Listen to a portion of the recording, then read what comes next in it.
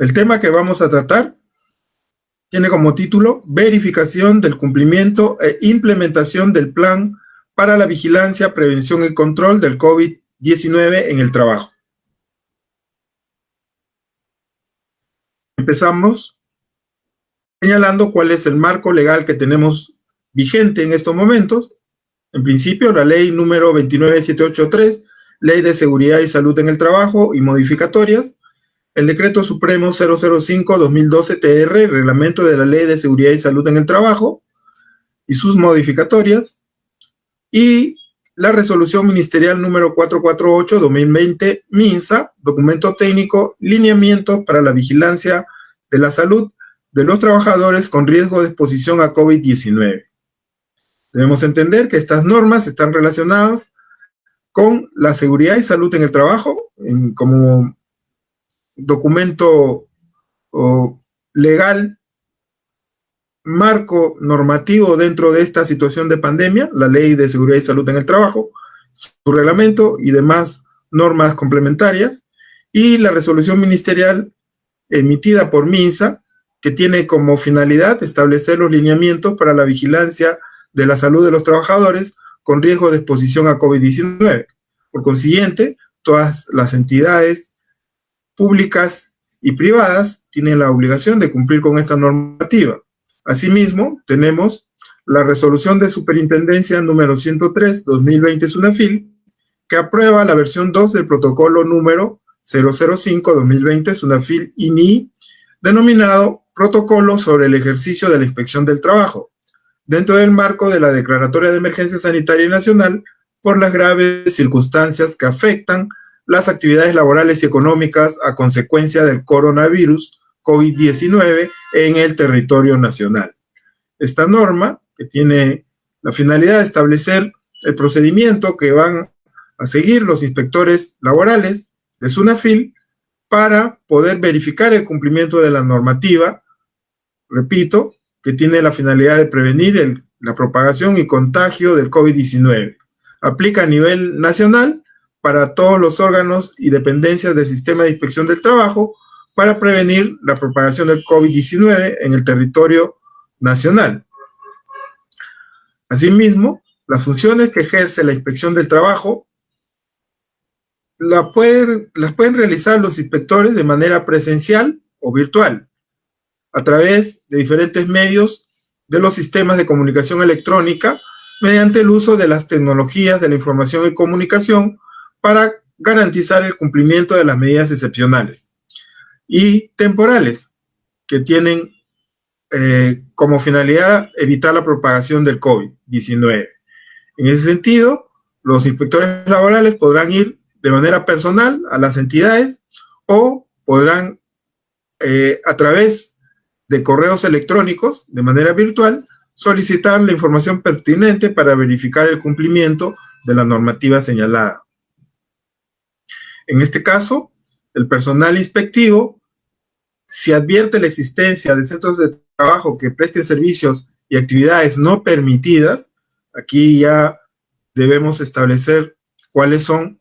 esas actividades no permitidas, es decir, son aquellas que no han sido autorizadas para poder reanudar actividades. Recordemos que durante el mes de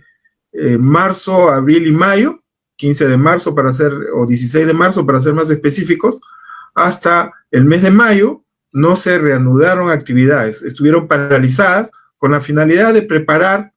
al país, con la finalidad de poder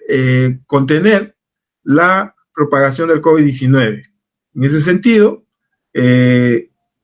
durante estos últimos meses se han venido reactivando actividades poco a poco a través de fases, específicamente 4 fases, dentro de las cuales ya se han avanzado hasta la fase número 3 y parte de la fase número 4, y en ese sentido, si los inspectores de trabajo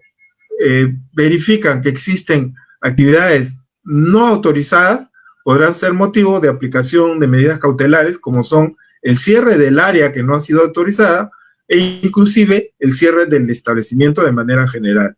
total. ¿Qué es lo que se busca con estas actividades de verificación? En primer lugar, que las empresas y las entidades a nivel nacional estén previniendo y gestionando la enfermedad, es decir, aplicando medidas para evitar la propagación del COVID-19 a través de contagios dentro de una empresa o organización, o gestionar en el caso de que algún trabajador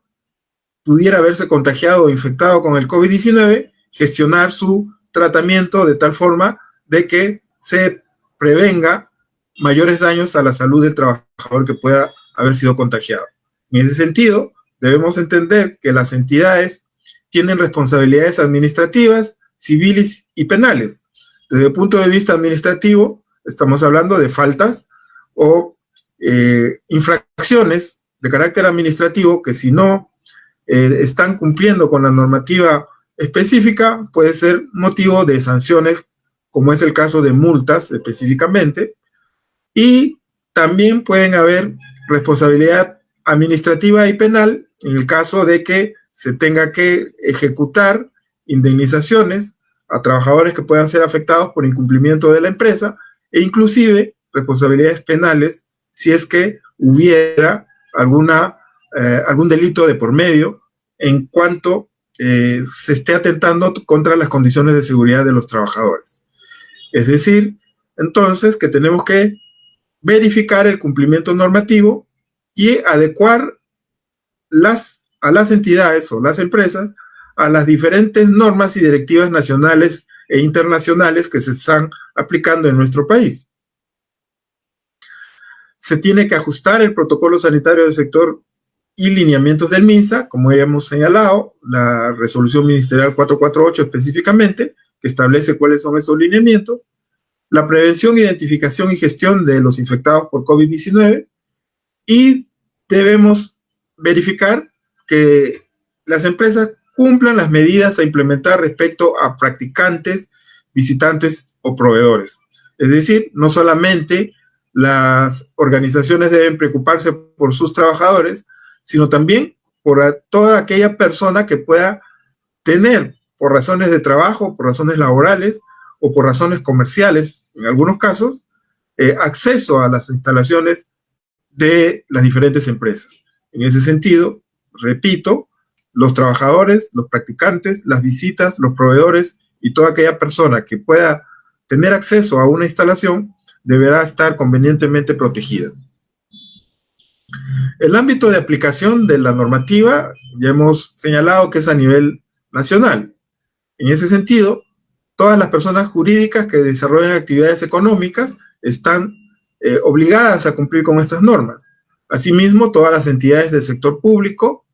así como el personal con vínculo laboral y contractual en el sector público y privado, según corresponda. Es decir, cualquier persona que tenga algún tipo de vínculo, ya sea laboral o contractual, también deberá cumplir con estas normas. Estos lineamientos aplican a todos los centros de trabajo, a todas las organizaciones y, hemos dicho, diferentes sectores económicos o productivos, a las instituciones públicas y privadas, con la finalidad de que puedan reiniciar, como se ha venido observando, como ha venido ocurriendo, reiniciar sus actividades para las que vienen realizando la prestación de servicios o bienes esenciales durante el estado de emergencia, conforme a lo establecido por el Poder Ejecutivo.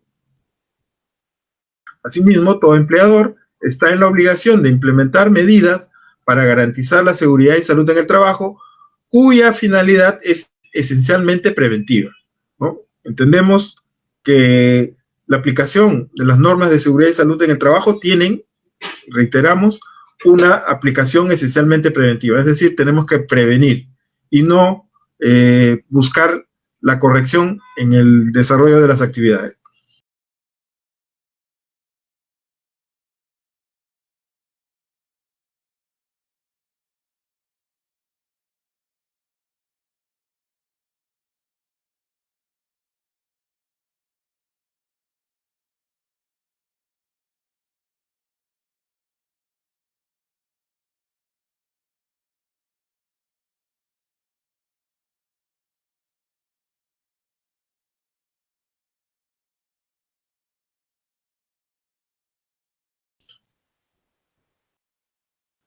todas las personas jurídicas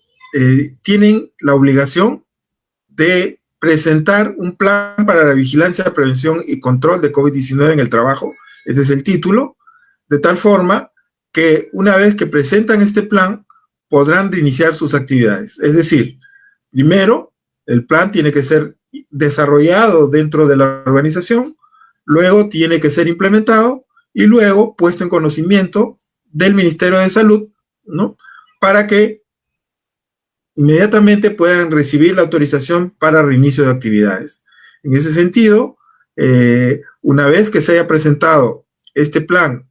a través del sistema integrado COVID para COVID-19, bajo las siglas COVID-19, del Ministerio de Salud, se actualizará según los supuestos del artículo número 2 del reglamento de la resolución ministerial 448-2020. Es decir, una vez que se presenta el plan, hay supuestos en los cuales vamos a mencionar dentro de un momento, los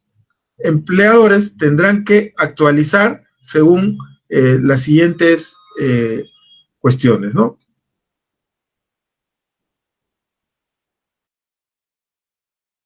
Toda empresa con hasta 5 trabajadores que no se encuentran incluidas dentro del Decreto Supremo 00398-SA podrán cumplir con la obligación de registrar su plan mediante el formato simplificado de chequeo según anexo 6 de la resolución ministerial 448-2020 MINSA. Es decir, en otras palabras, las empresas que tengan hasta 5 trabajadores podrán presentar un formato simplificado, se llama así, formato simplificado o lista de chequeo, que está como anexo en la resolución ministerial 448. A diferencia de todas las empresas que tengan un número mayor de trabajadores, es decir, mayor a 5, que tienen que presentar el plan de vigilancia, prevención y control para COVID-19. Este plan debe actualizarse siempre que la empresa haya añadido una nueva actividad, aprobado en una nueva fase, o se haya producido una modificación en los procedimientos obligatorios de prevención del COVID-19 o en los procedimientos obligatorios para regreso y reincorporación al trabajo bajo responsabilidad de la empresa. Como ya habíamos señalado, estos son los motivos por los cuales se puede actualizar un plan presentado inicialmente para reiniciar las labores. Sin embargo, si durante las diferentes fases que se están desarrollando para reactivar las actividades se produjese una modificación tanto en los procedimientos obligatorios de prevención para regreso y reincorporación al trabajo, o en el caso que se reanude o se reactive una nueva actividad, se tendrá que presentar nuevamente el plan ante el SYSCOVID de manera actualizada. Este plan se tiene que elaborar en todos los centros de trabajo a través del Servicio de Seguridad y Salud en el Trabajo, es decir, el área de seguridad de las empresas es quien elabora este plan. Debe ser remitido al Comité o Supervisor de Seguridad y Salud en el Trabajo, según corresponda, dependiendo del tipo de empresa o del tamaño de la empresa. Serán remitidos al comité si son empresas que tienen un número de 20 a más de trabajadores, o al supervisor de seguridad en las empresas que tengan menos de 20 trabajadores. En ese sentido, la aprobación por parte de cualquiera de estos dos entes será máximo en un plazo de 48 horas. Este plan debe incluir una guía breve de actividades, acciones e intervenciones, es decir, tendrá que incluir el empleador todas las medidas que vaya a aplicar según los 7 lineamientos que contiene la resolución ministerial 448 para vigilancia, prevención y control del COVID-19. Estos lineamientos están en el numeral 7.2 de este documento técnico. Debe especificar, es decir, cuál es el contenido que debe tener este plan. En primer lugar, número de trabajadores, el riesgo de exposición a COVID-19 por puesto de trabajo en 4 niveles, muy alto, alto, mediano o bajo, dependiendo del tipo de exposición que tenga el trabajador, y las características de vigilancia, prevención y control por riesgo de exposición a SARS-CoV-2. Entendemos que SARS-CoV-2 es el nombre del virus que forma parte de la familia de virus coronavirus, ¿no? Coronavirus es la familia, SARS-CoV-2 es el virus y COVID-19 viene a ser la enfermedad propiamente dicha, ¿no? En ese sentido, esta es la información con la cual se debe iniciar la elaboración del plan.